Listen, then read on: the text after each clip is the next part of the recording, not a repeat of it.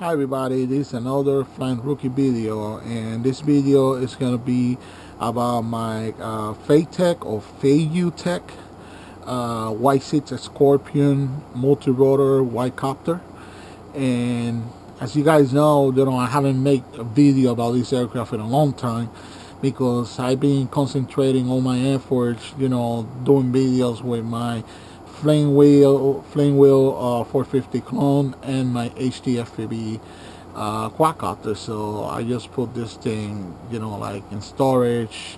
I didn't do anything with it, but I always had in mind, the idea of, getting back into the field. But before I was doing that, I was thinking about doing some improvements that will help me, make this aircraft more easier to live with.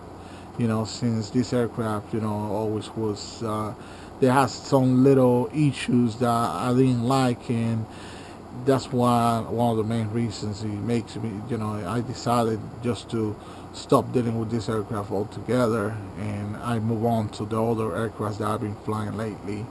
Of course, and you guys are witness with all the videos I've been posting lately about my other aircraft, because this thing, has little things that I didn't like. Okay, so just to talk about this video I'm going to discuss, the upgrades and all the updates and upgrades that I've done over here, but also in the latter part of this video I'm going to do a test flight because I changed. I'm going to go outside. I'm going to do a flight, and since I changed the flight controller over here, I got a better flight controller, and I did some other improvements too beside that.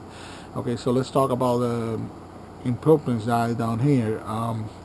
One thing that I'm gonna tell you guys is, if you guys don't have this aircraft and got plans to buy it, just don't buy it, because the problem is that the people that made this aircraft, Fyetech or FeiYu Tech, they just I believe they just stopped making these aircraft. So wherever you go, wherever you see that they got these aircraft, like for sale, they are just leftovers. So after those things are gone, they are gone. And the biggest problem with this aircraft is the arms. They are really, really weak. So any crash that you have with this aircraft, guaranteed you're gonna break the arms. And the worst part about this aircraft is that all the people that they still have leftovers of this aircraft, pretty much they are sold out with the arms. So if you break an arm, you're done with this. So that's the saddest part about this aircraft. And one of the things that you can do to avoid one of those crashes is like to having crash this aircraft and break an arm, is that I strongly recommend that you change the props that comes with the aircraft. If you already have this aircraft, you're already stuck with this aircraft, then and you've been lucky that you haven't crashed it, change the props. The props that comes with these aircraft are the crappiest props on the market. I hate them. Most of the crashes that I have with this aircraft, I'm gonna tell you this, guys. I crashed this aircraft, this multi-rotor. I crashed it more than any of my other multi-rotors put together. I got 6, okay, and all the time I crashed this aircraft, it was because of the freaking props. And almost in all those crashes, I damaged an arm, okay, and that really sucks, So one thing I recommend you is try to replace the props. The cheapest and easiest way to replace the props with better quality props is buying APC props. So the ones that I got over here, they are 10" by 3/8 props. You can also buy the 10" by 4.7 if you prefer that, because that's the original size that came with this aircraft, was 10" by 4.7. But since I already had 10" by 3/8, I decided just to put those ones. I flew this aircraft already with that, and it just fly beautiful. I didn't feel any getting any disadvantage of flying with those props. So I'm happy with this size of prop, 10" by 3/8, and it works nice with these motors. These motors don't overheat, they don't underperform or anything. I don't feel like the aircraft is losing any flying time or anything. It just fly nice. Okay, so the first thing, like I said, you guys have to do is replace the props. You replace the props, I guarantee you these props, they never gonna let you down. The props, sometimes for no reason, you see the plates, they just disintegrate, and once you lose one blade, you're going down. And once you're going down, it's very likely you're gonna break an arm. And you break an arm and you cannot replace it, you are done. Now let's talk about the arms. Okay, I already explained that the arms, they are impossible to find. If you live in the United States, or even if you live in Asia, pretty much all the places that they used to sell these aircraft, if they still have leftovers of these aircraft, that's all they're gonna have, because when it comes to arms, they are sold out. Like Foxtech, it was one of the places in China, Foxtech F3B, that had arms for this. They are sold out. RC Dude in the United States and all ERC, they used to have the arms, they are all sold out too. So you cannot get the arms anywhere for this. So if you want to keep flying these aircraft, and let's say you got an arm broken and you can find it, and you just end up putting the aircraft in the closet because you cannot fix it or anything, one thing that you can do to solve that problem is you can buy the X4 version of this aircraft, the one that comes with the quadcopter version, because the quadcopter and the Y6, both of them, they use the same exact arms. Okay, so that's what I did. I went to my local hobby shop and I purchased the last of the quadcopter kit that they had. And the nice thing is, instead of buying another one like this that only gonna come with 3 arms, I bought this one that comes with 4 arms. So now I got four set of arms, 4 spares. Okay, I got it right here. I got 4 spares of arms. I got extra motors now because when I purchased this aircraft, one of the motors from the factory, it had a bad bearing. It was making a lot of noise, so I replaced the motor. And another motor broke in one of the crashes that I had. The upper part of the motor just came off, and it ripped the cables of the magnetic field and everything, so the motor was total. So now I got extra motors and I got extra arms. So now I can just keep using this aircraft. I don't have to be worried about if I damage the aircraft, if I crash, the arm, if the arm it breaks, then it's over for the aircraft. Just buy the X4 quadcopter. The nice thing is the X4 is cheaper than the Y6. Okay, now there's certain things about the X4 that you won't be able to use on the Y6, and one of those things is the center plates. You won't be able to use that. The ESCs on the X4, you won't be able to use those ones because the ESCs on the X4, they are 10 amps, and the ESCs that use on this one, they are 20 amps. Now there was an older version on this aircraft that came with 10 amp ESCs. So you have the older version, then you can just keep the 10 amp ESCs for the X4. You can keep it as a replacement, as a spare part. Okay, but if you got the second version, that's the one that I have over here with the 20 amp ESCs, like the ones that you see here, then the ESCs that come with X4, you got no use to it. But so what you can do is, those little parts that comes on the quadcopter that you cannot use on your Y6, all you have to do is just put them on eBay and sell them. So you can get some money back on the investment that you make of buying the extra parts. Another thing that I got that I can use as a spare part, I got extra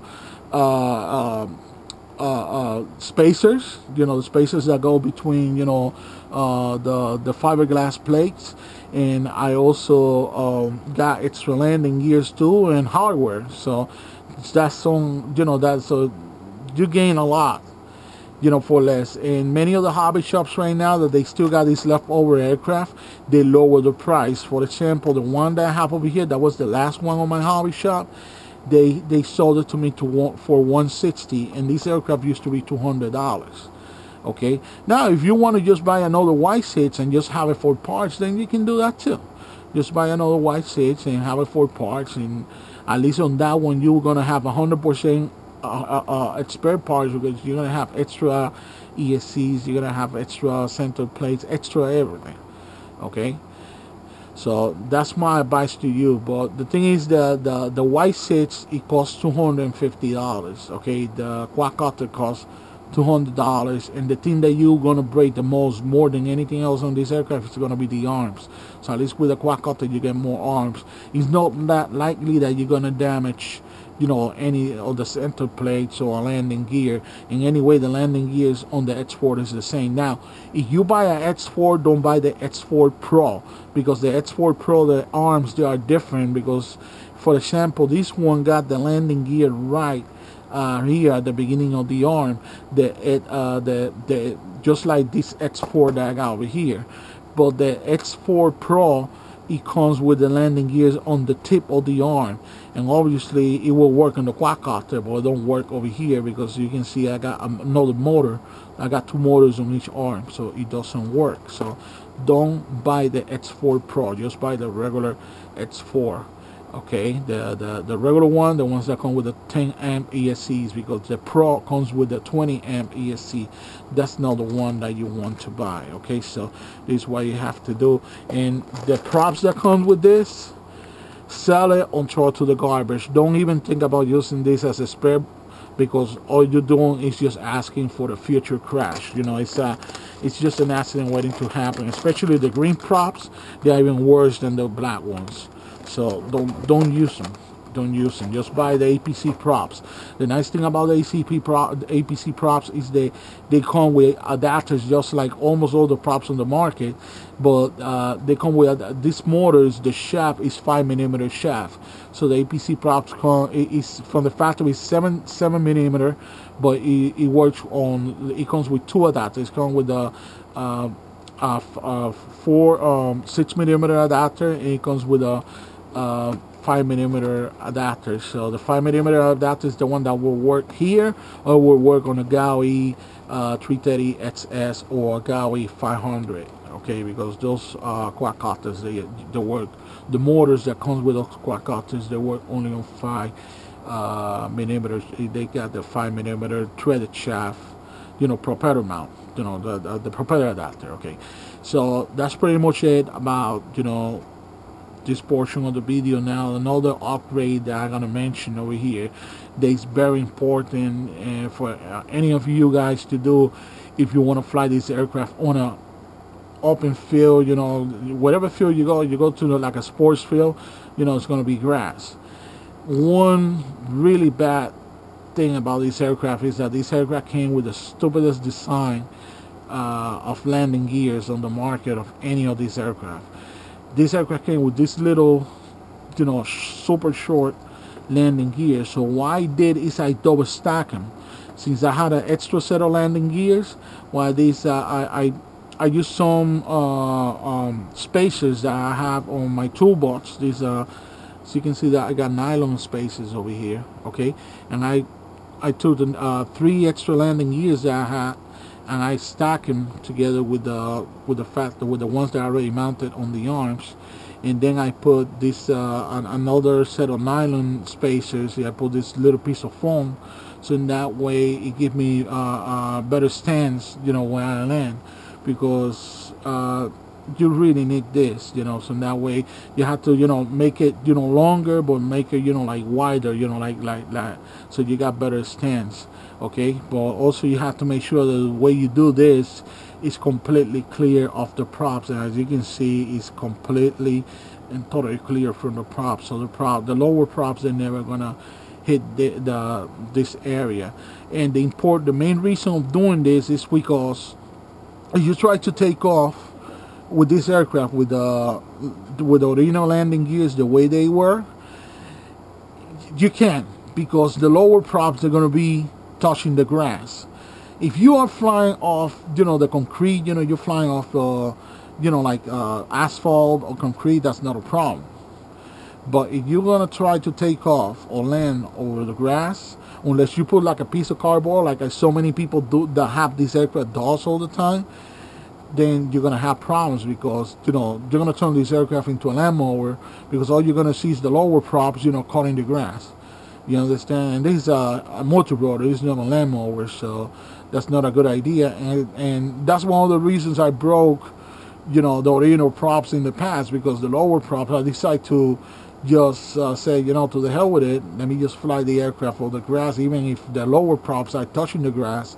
And as soon as I hit the throttle, the real props, they just snap on me, you know, because they weren't designed for that. They were designed to deal with the air. They're not designed to cut the grass. So don't modify your landing gear. I saw some people that they put, you know, like an ugly, you know, big, bulky, you know, landing gear made of balsa wood, and that thing just look ugly, you know. And some of the people, they just try to adapt, you know, like a long single arc, you know, helicopter style landing gear. It kind of looks good, but the problem with that is that I feel that, you know, that the upper part of that arc will arch, you know, it's gonna interfere with the battery mounting, you know, down here. So that's why I decided not to use like a helicopter style. So I think the most sensible way to handle this issue with landing gear is just double stack it, like you can see, like I did over here. I just put, you know, 2 spaces on each arm, and I put 2 screws. I put 2 single extra spaces on each other extension of the landing gear, and then I put, you know, this foamy landing gear bumpers. This foamy landing gear bumpers, they are made by Next Level RC, and you can buy it on RC Dude, okay? And that's the people that they sell this foamy parts from Next Level quadcopters, and they cost probably like $5. The whole set, they come with 4. Okay, so that's pretty much what you have to do when it comes to do this modification, and it really helps, because now I can go to the field, I can land, I can take off, you know, take off and land on the grass, and I had no issues, no problem. You know, this thing just go nice. The only thing is, like, still this aircraft, you know, the even if I got better stance than before, still, you know, you have to, you know, really keep an eye on the way you land this thing, because, you know, if this thing land a little bit tilt, then it's just gonna tip. Even if it's, you know, spread out and wider, you know, it's still gonna tip. You know, there's no way around that. This aircraft, you know, the people that made this aircraft, they should have designed it with a normal helicopter landing gear that wouldn't interfere with a battery mounting underneath, but they didn't thought about that, you know. So I guess this is the best way to go. Okay. Another improvement that I did over here, that probably is the most important one, is the flight controller. Okay, and I know this aircraft was meant to be flown with the FY91Q, that, by the way, is discontinued. Fyetech discontinued that flight controller. But you could have fly this aircraft with whatever flight controller was available on the market. You wanted to use the KKK, the version 2, I think, was the one that was designed to work with white seats and helicopters and all the stuff, you know, to deal, you know, that was designed to work with 6-motor aircraft or any other flight controller on the market. I decided to buy probably the best selling right now flight controller, the most reliable flight controller on the market. So the one that I put over here is the DJI NAZA, that is designed to fly Y6 aircraft like the one that you see here. And I decided to put it here because I got my NASA on my HTFPV quadcopter. I love it. It's awesome for FPV. It flies so nice, and it's so easy to set up. It's so easy to work on. You know, some people, they get intimidated. They see the NASA, they see the price, and it's not that pricey. You know, you don't break I mean, if you can afford this hobby, you can afford the NASA. If you get into this and you cannot afford the NASA, then you shouldn't be into this hobby. You know, because the NASA That's cost, you know, $230. That's not a. I had all the stuff. I'm not a millionaire or anything, but I had all the stuff that I purchased for my hobby, FPV equipment, stuff like that. That cost me way more, you know, like 3 or 4 times more than this flight controller. So this flight controller worth every penny that they asking for it. It's a nice flight controller. It's really, it makes your life easier. It makes this aircraft fly so it's so easy to fly that once you fly, you know, once you try the NASA, you don't feel that you don't feel like you don't want to fly anything else, because the NASA make it so easy. And now they came out with a GPS upgrade that makes things even easier, you know, for you. So I got the NASA, I got the GPS, and that's one of the things that I'm gonna do, you know, on this video, on this video, I'm gonna do the test fly of this with the GPS, so you guys can see, you know, how everything goes with this thing.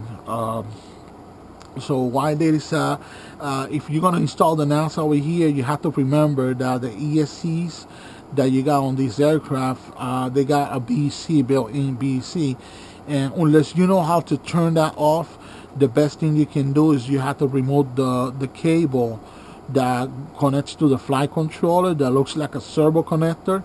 You have to remove the positive cable. You have to either cut it, or you have to just remove the connector from the housing of the where the 3 wires are mounted. You have to remove it and put a little bit of shrink tubing, so that way it won't cause a short circuit. Because this flight controller got his own BC. It's this thing that I got over here that got the LED light. This thing is the BC. It's also the input where you connect the USB, so you can set up the flight controller with your computer with the software that came to do the settings on the flight controller. So you have to make sure that you disconnect on all 6 ESCs. You have to disconnect that. Now, I understand that some people say, oh, well, you know, some ESCs don't work with the NASA. They have to be high-speed ESCs, this and that. I'm going to tell you this, guys. The factory 20-amp ESCs that comes with this aircraft, they are completely and totally compatible with this aircraft. So you don't need to go crazy buying, you know, the Simon K ESCs or anything like that. These ESCs, they are completely compatible with this flight controller. So you can continue using the 20-amp Hobbywing Fyetech ESCs that comes with this aircraft. And it's really nice that if you add the GPS, you know, it gives you the advantage that you can do position hold, or you can do return to home, or you can do also the intelligent orientation controls. What that does is, like, you send the aircraft over like 10 meters away from you, and the aircraft is, like, let's say, looking to the right, to the left, or whatever. That thing, what it's going to do is, it doesn't matter where the aircraft is looking. When you move the stick to the right, the aircraft is going to move to the right. You move the stick to the left, the aircraft is going to move to the left. You know, so the orientation is going to remain the same, because, you know, these people don't understand that when you fly multi-rotor, you know, multi-rotor is not like a helicopter or an airplane that you got, you know, a canopy, you got a tail, so you know where's the front, you know where's the back. Okay, many of these multi-rotors, they look the same on each corner, unless you got markers that help you, you know, like LED eyes or ping pong balls or props of different colors. You know, it's really hard to tell, you know, on which direction the aircraft is looking. So once you, if you got this system, you know, if you activate the intelligent orientation control and you fly this aircraft on line of sight, that's not going to be a problem. You know, the orientation is not going to be an issue with this aircraft, because wherever you move the stick, that's where the aircraft is going to go. It doesn't matter in which direction the aircraft is looking. You know, so that's really cool about the NASA. Okay. One more thing that I'm gonna do with this aircraft is I'm gonna fly on FPV. So I used to fly on FPV with a GoPro, but the problem with the GoPro is the GoPro with the housing and everything is too big. I had it mounted right here. It's too big. It's too bulky. It's too heavy. Okay, so this aircraft didn't have no issues to lifting the GoPro, because this aircraft, you know, the combination way between the aircraft itself, the battery and everything, you know, like what they call the all up weight. It can handle all the way up to 1,500, and I think it was 1,530 grams. If you fly this aircraft with a 20 amp ESC, you fly with a 10 amp ESC, that's the first version of this aircraft, the highest you can go is 1,430 grams. So so the GoPro and everything installed, all the stuff installed, the FPV equipment and everything, it was underneath the maximum weight that this aircraft is designed to handle. So that was great. I was getting, you know, awesome flying time. You know, I was flying this thing with a 5,000 milliamp battery. That is also the largest 3S battery that you can carry over here. And it was great, but it felt, you know, like it was like it didn't feel that agile, the aircraft, plus the GoPro was acting like a cell. So, you know, when I was getting a little bit of wind on everything, you know, the GoPro, it wasn't really helping, you know, with the aerodynamic. Anyway, quadcopters, multi-rotors, hexacopters, whatever, those aircraft, they are no aerodynamic like airplanes or helicopters. But, you know, you don't need to make things worse. So what I did is I ordered, like a couple days ago, I ordered the Horizon HD camera from Foxtech, but I didn't order it from Foxtech. I bought it from this website. It's whitespyquads.com. These are the people that sell the White Spy quadcopters, and they give you the choice of using the Arduino or the NASA flight controllers. But besides that, they sell accessories for multi-rotors, and sell also DJI multi-rotors too. So if you go to the main page and then you hit FPV gear, they have here the Horizon HD camera, and if you live in the United States, it's gonna cost you $150 plus $5 for the shipping, so it's gonna be $155. So that's why I purchased my Horizon HD, as you can see on my computer over here. The nice thing about this camera is this camera is super light. If you compare it to the GoPro, I love the GoPro. I got two aircraft that they are designed to carry the GoPro, so because of that, that's perfect for those aircraft. You know, I got the HT FPV, and I got the flame wheel Clone 450 quadcopter, and I got no problem with that. But this aircraft, it doesn't really have, you know, like an extended tab or something like that to mount the GoPro, and plus the GoPro is a little bit heavy and everything because he got his own battery. So that's a little bit of an issue. So the GoPro, you use this aircraft with a GoPro using the factory case that comes with a GoPro, but the one they call it the skeleton case. Between the skeleton case and the GoPro itself, is going to weigh, the two things together is going to weigh like 100 and close to 150 grams. If you just got the GoPro and you mount the GoPro by itself without the case, let's say you put the GoPro with like on the aircraft with like zip ties or battery straps, you know, to secure it into the aircraft, you can do that too. But still, the GoPro is going to weigh close to 100 grams. So this camera, the Horizon HD, it only weighs 40 grams. So that's something that the aircraft is barely going to fill. And the camera is powered by the receiver. So you just go to an empty channel into your receiver, and you just plug the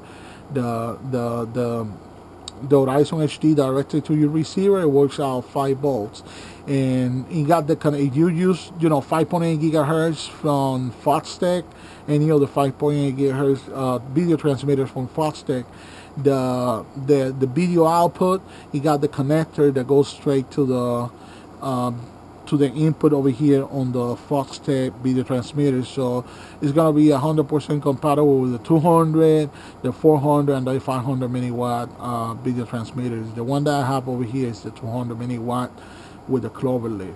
Okay, so that's pretty much the story about this aircraft. I just say anything that I have to say. So if you guys want to do the same thing that I did, So you can make this aircraft better.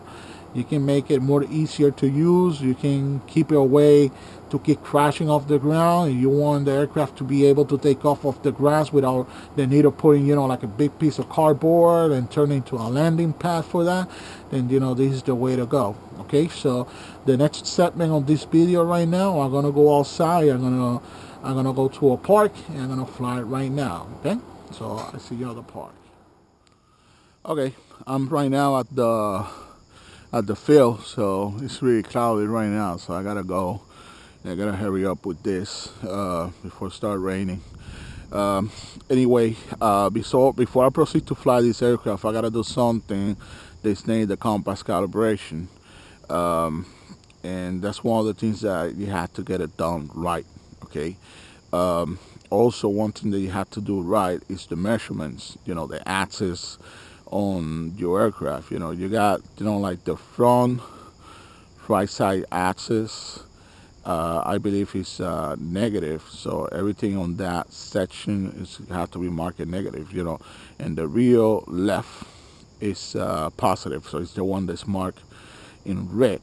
And if you so depending on where you put the antenna on your aircraft, that determines if you are on a positive or negative axis with the aircraft. Okay, so one thing is for sure, the z-axis, that's the axis that measures how high is the antenna of the center of gravity. That one is always negative, so you have to put minus and then the measurement next to it.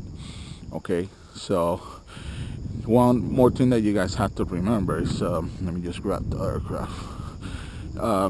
Most of the time, most people are going to mount the antenna right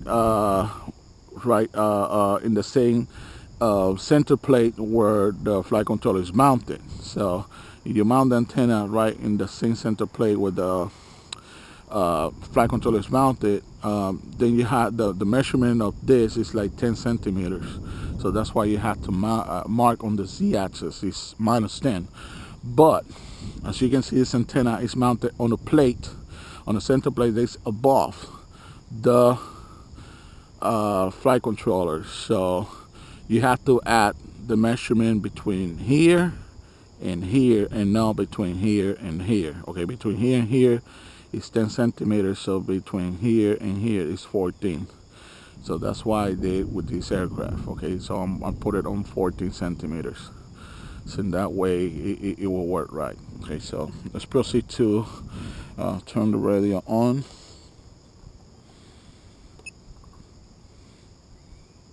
Okay, I'm on the right memory right now, and now I'm gonna plug the aircraft. First I'm gonna plug the LED lights. They work from the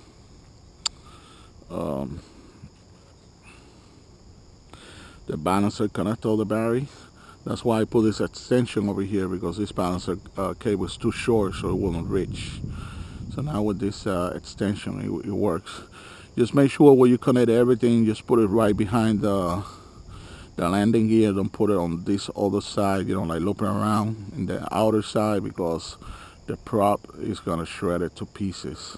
The same thing with the battery connector.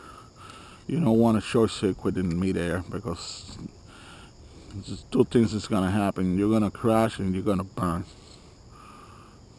Okay.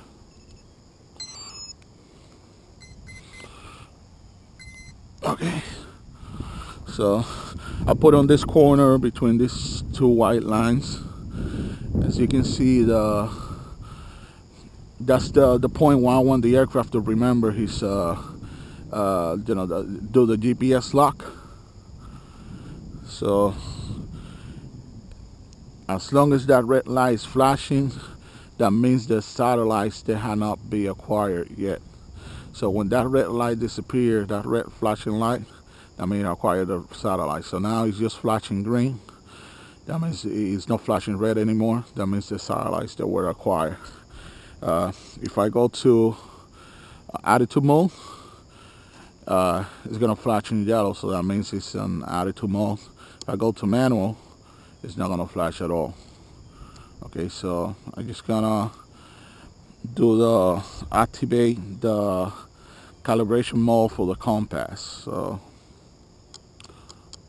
I have to go up and down. Okay, now it's in compass calibration. So now you just lift the aircraft and slowly move it clockwise until the light turns green. Okay, now it turns green. Now put the aircraft facing down and then go on and move it clockwise as well.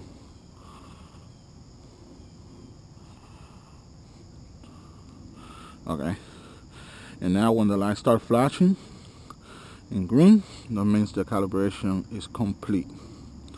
Okay, well, remember, when you go up and down with this switch, just stop on GPS mode. You don't stop on manual, because it's not gonna go to compass calibration. You have to go up and down like between 6 to 10 times and then stop on GPS mode. Okay, so the aircraft is calibrated. Normally when I fly this aircraft, take off and land, I like to do it on attitude mode. So I'm just gonna go to attitude mode, and now I'm gonna arm the flight controller. Now if you arm the flight controller and you don't move the stick, like after 3 seconds, I think it's 3 or 5 seconds after you arm the flight controller, the props are gonna stop by themselves. Just like 5 seconds, I guess. Okay, and then it's not gonna do it. Oh, well, we just stop.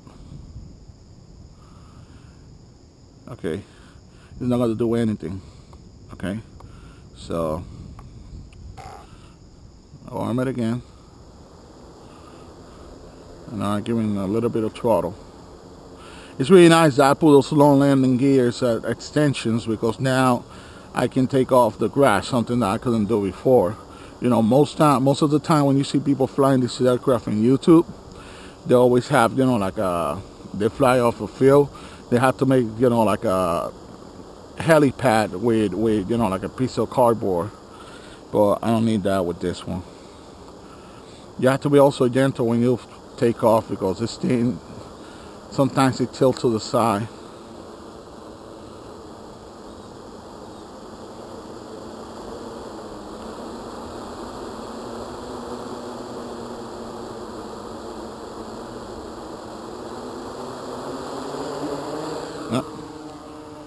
You have to be gentle when you take off.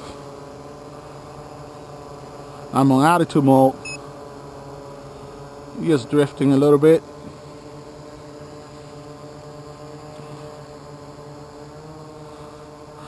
The green arm is the tail, and the blue arms are the front arms.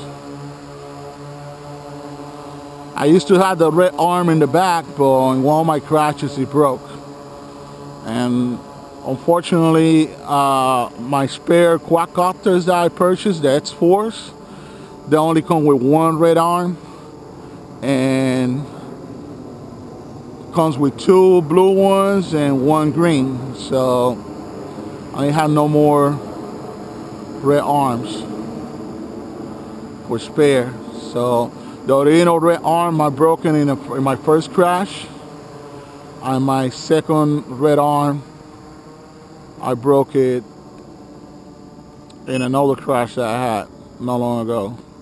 So I no longer have red arms. And now I'm gonna go to, now it's shaking crazy because it's getting breezy. And that's another thing that sucks about this aircraft. This aircraft, it's a Y6, it got power and everything, it got a lot of lifting power, but still, it's, the wheelbase pretty much, the diameter is not that big, so he don't like to fly when it's windy. If this thing was at least, like a 500, it wouldn't be that much of a problem, but it's not a 500. Yeah. I guess, you know, Y6 will be better. It will perform better if the aircraft was, you know, like a 600 at least in size. It would have worked better, but this thing is not a 600, it's a 450. So this thing flies better. It's just, you know, like a calm day. It will work better that way. Okay, so I'm gonna go to GPS mode. I'm so in GPS mode. So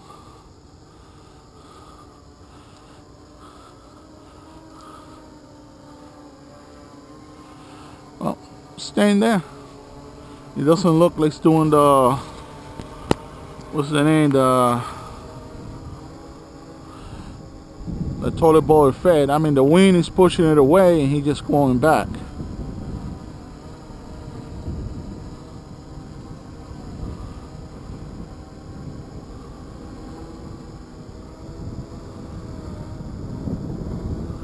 And it's getting too windy. And it's windy means scary, so.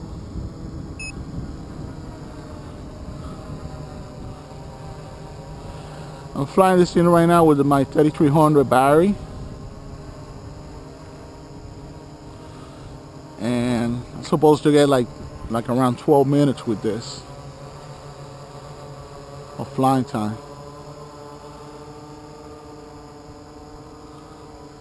The wind just stopped. I just switched back to attitude mode.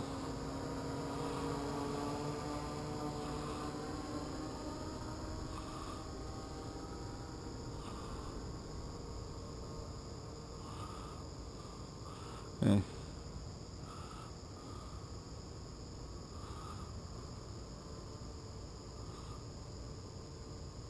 I'm gonna switch to GPS mode again.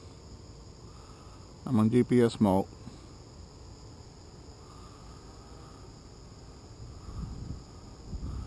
I wanted to do like a return to home test, but you know, the higher you fly, the stronger the wind is.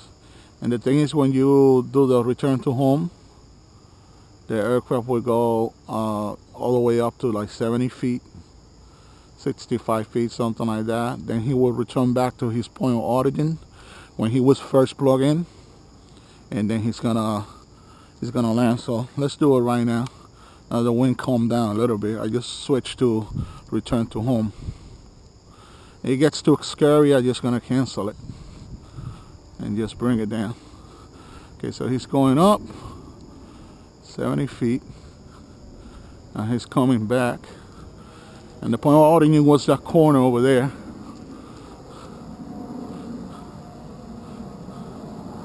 As soon as he goes and start hovering top of the core or the point of origin where he was first plugged in, he's gonna start coming down by himself.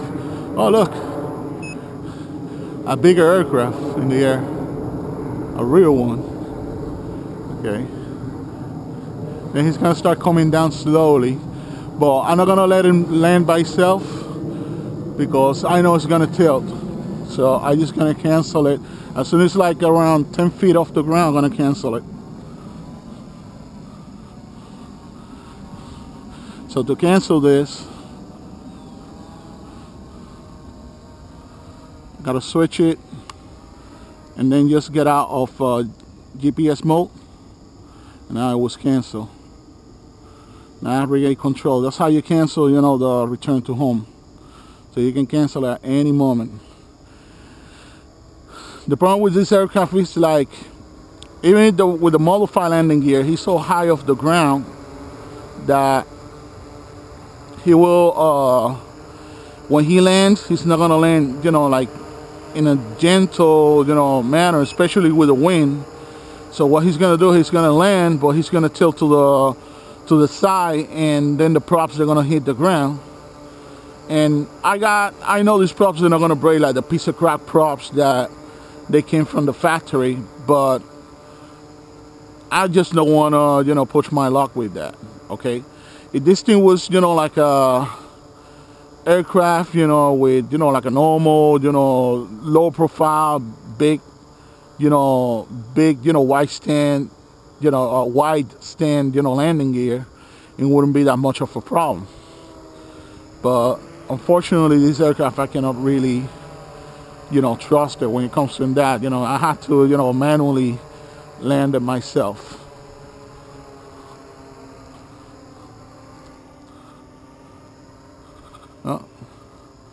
There were like a bunch of Canadian geese on this side of the field, but they're all gone.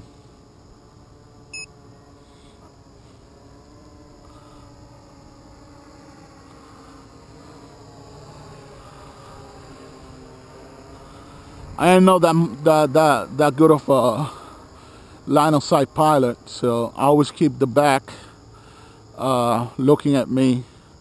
And especially, I don't like to push my luck when I'm flying and it's a little bit breezy, because I'll freak out and I might end up crashing this aircraft. And the problem with this aircraft is, like I mentioned before, the arms, they are really, really weak. And any crash, doesn't matter how little it is, it's almost guaranteed that it's going to break an arm.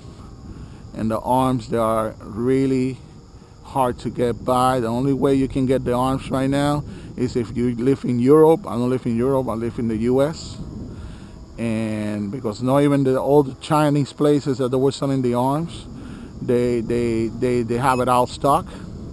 And all the places in the US that they have the arms, they don't even show it on their website anymore. And I strongly believe that this company, they just stopped making these aircraft. So they don't make, now they only make flight controllers, and that's it. They even discontinue all the flight controllers that they had. Now they only have they used to have the FY91Q with a GPS module, and they used to have also the FY90Q. Okay, I reached 10 minutes of flying time right now.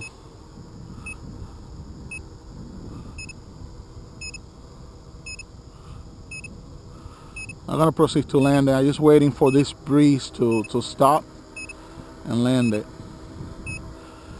So like I said, they discontinued the FY91Q, and they also discontinued the FY90Q. So they came out with a new flight controller, and that one only fly quadcopters and tricopters. It's the FY901. I think that's the name. And that's the only thing that FeiTech is doing for multi-rotors, and that's it. They don't make any more flight controllers. Okay, the wind, I was trying to land, but it's just the wind gets crazy. Let me just see. Like I said, this aircraft sucks in the wind. If I have any of my quadcopters, especially the flame wheel clone that I have, that quadcopter don't give a damn.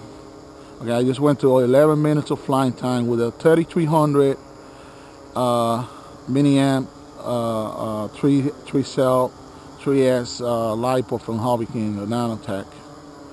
Okay, let me go and land now. Okay.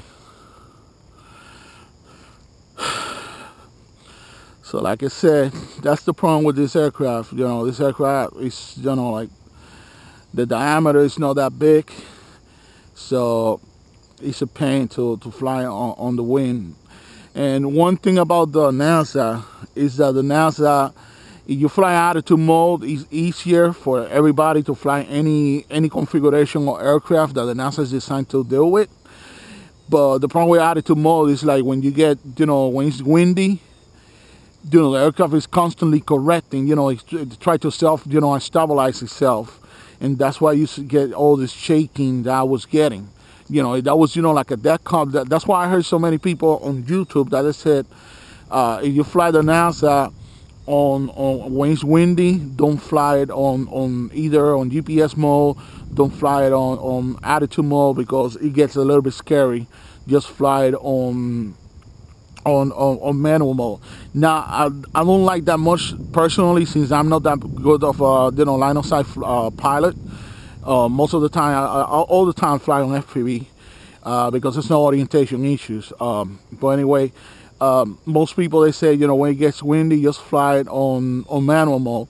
Now the problem with manual mode is, like, if you push the stick to, like all the way to the right, all the way forward or whatever, what's going to happen is that the aircraft, since the barometer is turned off and the stabilization gyros are turned off, the aircraft is going to be in 3D mode. So that means the aircraft is going to do a barrel roll, or is going to do a flip.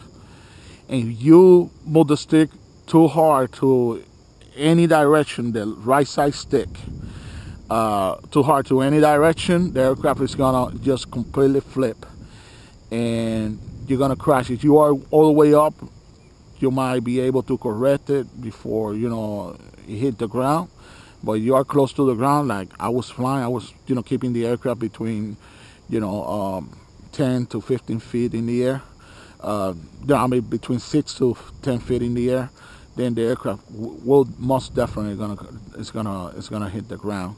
And I mean, I will take that risk with any of my other aircraft, because I know I can get the parts. My flame wheel, my Hobbit things, I can get the parts. But no, with this one, it's not worth it. Okay, so that's it for this video. So you guys saw, everything. I explained everything on the first section of this video. Explaining everything that I did on this aircraft. On this section, you saw how I flew the aircraft. How it behaves with a NASA. What's the right condition? What's the wrong condition to fly? You saw how the return to home works. You saw how the position hold works, and you see how it gets affected, by the wind. Also, you guys saw, how you can cancel the return to home, and you see that it's going to be too scary, for the aircraft to land by itself, because this aircraft will land by itself. You do the return to home, he just goes up, comes back to the point of origin, then he start coming down slowly. And boy, it gets windy. It's very likely that when he touches down, he's going to tilt. He's going to damage another real aircraft. And he's going to damage something. Okay, you guys don't want that. Okay, so that's pretty much it. So please don't forget to rate, comment, subscribe, favorite this video, share it with others, and thanks for watching. Bye.